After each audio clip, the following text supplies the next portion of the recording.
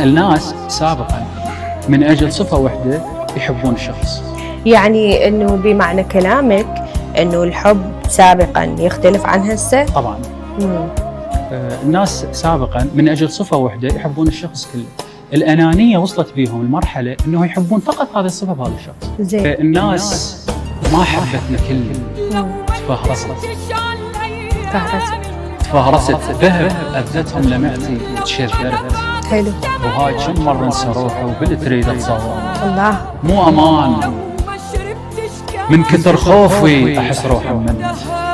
اسعاف مات اللي حملته وما يهم لو سارت. الله.